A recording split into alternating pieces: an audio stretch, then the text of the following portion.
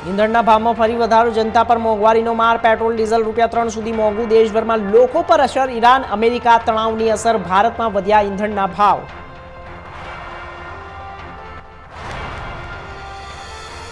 Petrol diesel ભાવ વધારાની જૂનાગઢમાં અસર, પેટ્રોલ પંપ પર ટ્રાફિકમાં આંશિક ઘટાડો, ઈંધણ ભાવ વધારાને લઈને લોકોમાં મિશ્ર પ્રતિસાદ, 3 નહીં સીધો ₹10નો વધારો કરવા જોઈતો હતો સરકારે।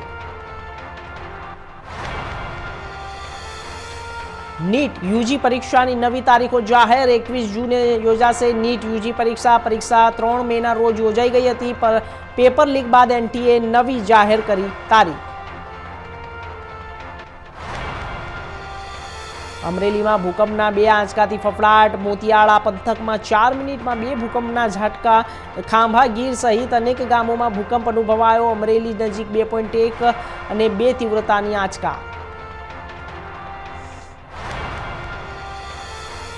ખાંડ એક્સપોર્ટ પ્રતિબંધને અશ્વિન પટેલનું સમર્થન, વિશ્વમાં ખાંડ અછત વચ્ચે ભારત મહત્વની ભૂમિકામાં, શેરડી ખેડૂતો માટે એમએસપી વધારાની માંગ, ખેડૂતોને અફવાઓથી દૂર રહેવાની અપીલ। સુમુલની પશુપાલકોને ₹120 બોનસની જાહેરાત, હવે પ્રતિ કિલો દૂધ ફેટે મળશે 1020। સુરત તાપી 2.5 લાખ પશુપાલકોને ફાયદો, સુમુલનો નિર્ણય પશુપાલકો માટે રાહતરૂપ।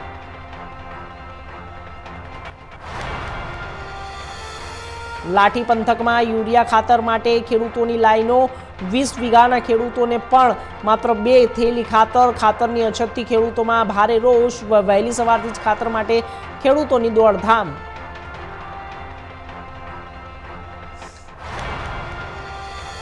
નીટ પેપર લીક મામલે વડોદરામાં વિરોધ, યુથ કોંગ્રેસનું ડેરી ડેન સર્કલ ખાતે પ્રદર્શન, વિદ્યાર્થીઓના ભવિષ્ય સાથે ચેડા, યુથ કોંગ્રેસ વિરોધ દરમિયાન 10થી વધુ કાર્યકર્તાઓ અટકાયતમાં। રાજકોટમાં મનપાની દબાણ હટાવ કાર્યવાહી વિવાદમાં નાના મોવા રોડ પર મંદિર તોડતા રોષ, ધાર્મિક સંસ્થાએ મનપા સામે કર્યો વિરોધ, રાજમાર્ગોને મંદિરો ન તોડવાની માંગ ઉઠી। અમદાવાદમાં બીએનબી પોલિટેકનિક બિલ્ડિંગ ધરાશાયી, રાત્રે ધડાકેભેર 2 માળની બિલ્ડિંગ તૂટી, 400 વિદ્યાર્થીઓની પરીક્ષા બાદ મોટી દુર્ઘટના ટળી, કાટમાળ પાસે સૂતા 4 મજૂરોનો ચમત્કારિક બચાવ।